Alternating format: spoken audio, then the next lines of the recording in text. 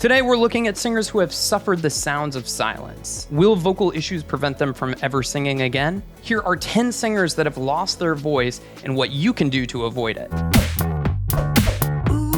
Let's go. Starting at number 10, we've got Lionel Ritchie. So back in the early 90s, Lionel was having a really hard time with his vocal performances, especially live. Finally, after trying to figure out lots of different things that were going on, he was finally diagnosed with diet-induced acid reflux, which was affecting his throat. So acid reflux, in case you're not familiar, is when you have acid from your stomach that goes up into your esophageal lining and potentially affects your throat. Now, there can be lots of different variations on this. There's gastroesophageal reflux disease, there's silent reflux, there's just plain acid reflux. The results are basically the same in that you have a lot of inflammation in your voice, and whenever your voice is kind of inflamed, obviously things aren't going to be working as well. Luckily for Lionel, once he was diagnosed, he was able to make a full recovery. But there's this really cool story about he ran into this elderly Jamaican man when he was on the beach on vacation in Jamaica who said, "You must survive because you are our beacon of hope. If you make it, we know we can make it. If you accomplish, we know we can accomplish." Number 9, John Mayer. Obviously, John Mayer is known for his virtuosity on guitar. But did you know that he actually has had a lot of vocal issues? The most severe one is what was known as a vocal granuloma, which is a growth of cells, almost kind of like scar tissue, that form on one or the other side of your vocal folds. Now, because of the vocal granuloma, he actually even had to cancel tours and then took 2 years off in order to have surgery and completely recover his voice. Now, granuloma is slightly different from nodules. Nodules, which you may have heard of, grow on both sides of the vocal folds, and it's almost like a little bit of a callus from where the vocal cords are rubbing together. This is just usually on one side or the other, and just a kind of a growth of like almost scar tissue cells, which of course is going to affect how you sound. Number 8, Steven Tyler of Aerosmith. Okay, so Steven Tyler, obviously the lead vocalist of Aerosmith, just a phenomenal singer, does a ton of vocal Olympics. The dude is basically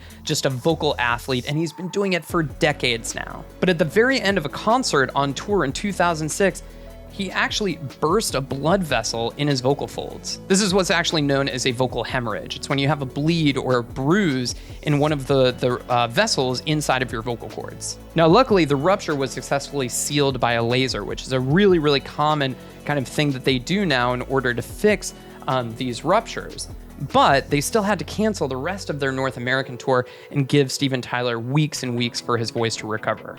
Number 7, Julie Andrews. Now, this is one of the, in my opinion, one of the saddest stories in singing history. Julie Andrews was the singer starring in such musicals as The Sound of Music. But unfortunately, a little bit later in her career, she had throat nodules, or, little bit of growths or kind of calluses in the vocal cords from where they were rubbing together so much. Now, the vocal cords do this in order to protect themselves. The vibrations are so intense, and what we're asking the vocal cords to do is so athletic that they kind of start to form a callus from overuse. Now, unfortunately, at this time, our surgeries and our interventions to fix nodules were not nearly as good as they are right now. And so when Andrews went to go get surgery for these nodules, she actually received further damage because they used to literally just go in with a scalpel and just try to cut them off. But unfortunately, they went a little bit too deep into her vocal fold tissue, nicked what's called the lamina propria, which is a layer underneath the area that they were trying to get, and that caused permanent damage to her voice. This literally ended her singing career. Now, luckily, I have to say that our treatments for nodules have gotten a lot better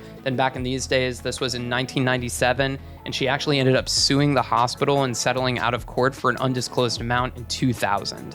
Number 6, Adele. So in addition to her amazing singing and songwriting, Adele is a little bit kind of like the poster child for vocal issues. As far as we know, she had a vocal hemorrhage, which again is a bursting of the blood vessel inside the vocal cords during a radio performance and had to cancel a tour then. That required surgery. Then in 2011, Adele had to actually get surgery on a vocal polyp, or kind of like, it's almost like a little bubble that forms on your vocal cords. That meant that she had to go on vocal rest for weeks and cancel the rest of that tour. And then again in 2017, she still had some instability in the blood vessels in her vocal folds, and she had to cancel that tour. Now, this is a little bit of a hot take because you will find tons and tons of vocal coaches all over YouTube that are saying that she just sings with terrible technique, and if she just did X, Y, or Z technique, always their technique, then she wouldn't have any problems with her voice. But honestly, I think that Adele is just one of those tragic cases of a fantastic singer. She just asks so much of her voice. Anytime that you're asking somebody to do that, it's like asking a professional soccer player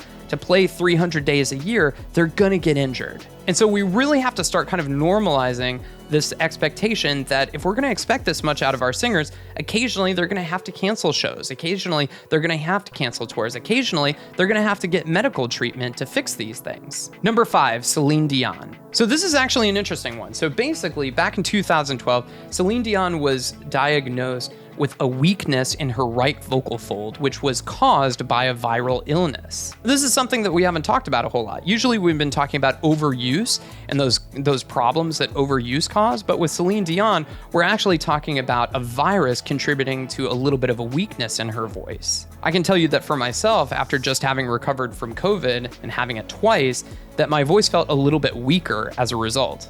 But luckily, Celine Dion was placed on vocal rest for 6 to 8 weeks, and then she was able to regain her voice. She said, quote, "I tried to sing at my sound check last week, and I had no control of my voice whatsoever."